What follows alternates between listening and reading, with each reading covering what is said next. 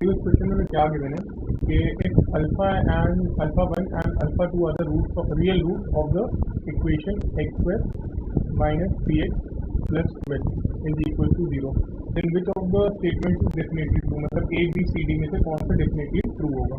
ठीक है, अब हमें ये तो गिवन है क्वाड्रेटिक इक्वेशन। अगर हम ठीक है चलो चलते, इसका एक रूट है अल्फा वन है और एक रूट है अल्फा टू है।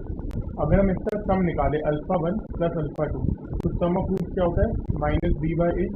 तो इधर बी की वैल्यू कितनी है, बी की वैल्यू है -3 और ए की वैल्यू कितनी है 1 है। तो obviously alpha one plus alpha two को कितना आ जाएगा, पी आ जाएगा। चलो अगर प्रोडक्ट ऑफ रूट्स में चलते हैं, मतलब alpha one into alpha two में, तो उसकी वैल्यू होती है सी बाई ए। तो सी बाई अगर हम कैलकुलेट करते हैं, सी की वैल्यू 12 आ जाएगी और ए की वैल्यू 1 है।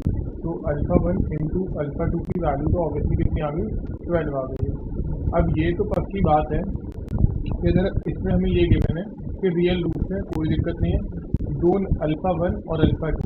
ठीक है, अगर हम दो नंबर को मल्टीप्लाई करते हैं मतलब तो हमें कितना मिलता है, 12 मिलता है। पर क्या हम जब उनको ऐड या लेस करेंगे तो हमें कितना मिलता है, हमें वो कैलकुलेट करना है।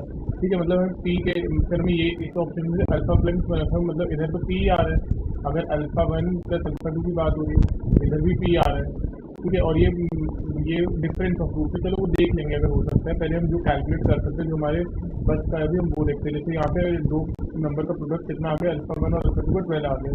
ठीक है, और फिर 12 बनता कैसे, 12 ऐसे ही बनता है 1 इंटू 12 करके, या फिर 2 इंटू 6 करके, या फिर 3 इंटू 4 करके। ठीक है, और बाकी तो किसी से बनेगा नहीं, मतलब 12 के 6 फैक्टर्स थे, ऐसे हम लोग ऐसे भी 12 के फैक्टर्स निकाल लेते थे। नंबर ऑफ फैक्टर्स क्या होता है, प्राइम फैक्टराइजेशन कर दो, जैसे 2 का स्क्वायर इंटू 3 की पावर 1, ये prime factorization. Number of factors कैसे लिखते हैं, पावर में ऐड वन करके तो फिर मल्टीप्लाई कर दो। ठीक है, तो इसकी वैल्यू तो 3 आ जाएगी, 3 इंटू 2 6 फैक्टर्स निकलेंगे और यहाँ भी हमारे 6 फैक्टर्स आ गए, 1 2 3 4 6 7। ठीक है, तो मतलब अल्फा की वैल्यू 1 और 12 भी हो सकती है, 2 और 6 हो सकती है, और 3 और 4 हो सकती है। अच्छा 12 ऐसे भी तो बनता है ना, -1 -12 -2 इंटू -6 और -3 इंटू -4, इससे भी तो बनता है 12। ठीक है, हाँ सही बात है, इससे भी बनता है। अब हम देखते हैं अगर हम इन दोनों को ऐड करेंगे, अल्फा मतलब इस फर्स्ट केस में अगर हम चलते हैं, जो हमारा फर्स्ट केस है 1 और 12, अगर मैं इन दोनों को ऐड करूंगा तो मेरी जो वैल्यू निकल के आएगी वो कितनी निकल के आएगी, 30 निकल के आएगी। अच्छा ठीक है, 30 निकल के आ रही है। मैं ऐड वाला देख रहा हूँ, मतलब ये फर्स्ट और सेकंड वाले को मैं वेरीफाई करके देख रहा हूँ। जब मैं 2 + 6 करूँगा तो मेरी वैल्यू निकल के आ जाएगी 8, और 3 + 4 करूँगा तो मेरी वैल्यू निकल के आ जाएगी 7। अगर मैं -1 फिर प्लस -12 भी करूँ तो ये तो -13 आएगा, और ऐसे ही अगर मैं -2 और -6 करूँ तो -8 चला जाएगा, और -3 -4 कर दूँ तो -7 चला जाएगा। लेकिन ये सारी वैल्यूज मॉड्यूलस में, तो ये सारी भी पॉजिटिव हो जाएंगी। तो चेक करते हैं पहले, तो 2√3 की वैल्यू कितनी होती है हम वो निकाल लेते हैं। 2 तो 2√3 कितना होता है, √3 आ गया 1.732 होता है।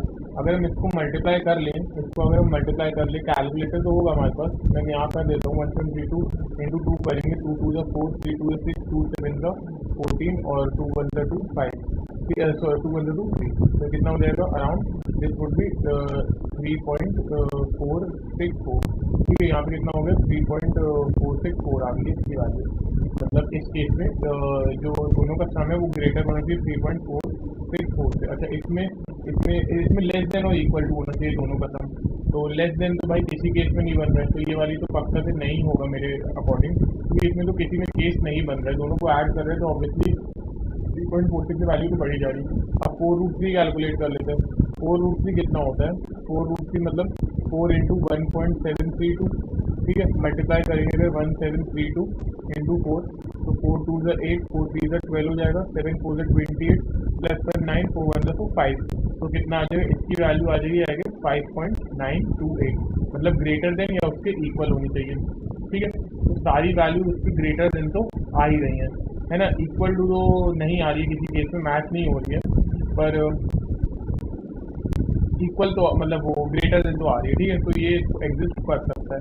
अच्छा अगर दोनों को हम माइनस करने चले, क्या करने चले, दोनों को माइनस करने चले, वो भी केस हम कंसिडर करके देखते हैं, ये अभी हमारे साथ है। ठीक है, ऑप्शन एलिमिनेट करके देखें, इसको अगर हम एलिमिनेट करके देखें, मतलब दोनों को माइनस करना है, मतलब ये वाला केस होगा, ठीक है, ये 1 और 12 है, अगर हम दोनों को माइनस कर दें मतलब 1 माइनस 12 तो -11 आ जाएगा।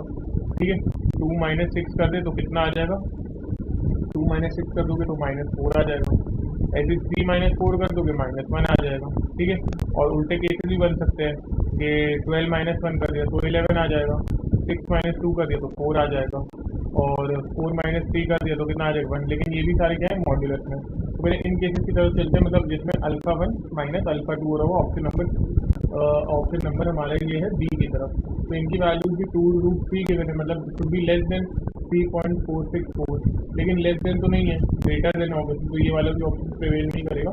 लास्ट वाले देखते हैं, अगर हम माइनस कर रहे हैं तो इनकी जो वैल्यू आ रही है वो ग्रेटर देन या इक्वल होनी चाहिए किसके 5.928 के, लेकिन ये भी सेटिस्फाई नहीं कर रहा है। देखो, क्योंकि अगर जब मैं इस केस को अल्फा इसको जब मैं माइनस कर रहा हूँ, इन दोनों जब मैं 4 - 3 करता हूँ इनमें, तो इसकी वैल्यू 1 आ जाती है ना, या -1 कुछ भी ले लो, मॉड में रहेगा तो पॉजिटिव 1 ही हो जाएगा, 1 जो आ रही है, और ये उससे यहाँ लिखा था साइन था ग्रेटर देन इक्वल टू, तो सेटिस्फाई नहीं करेगा। तो एक ही ऑप्शन सेटिस्फाई कर रहा है, जो उसकी वैल्यू जिसमें बड़ी आ रही है वो कौन सा है, ऑप्शन नंबर 3। तो ये इस क्वेश्चन का आंसर हो जाएगा।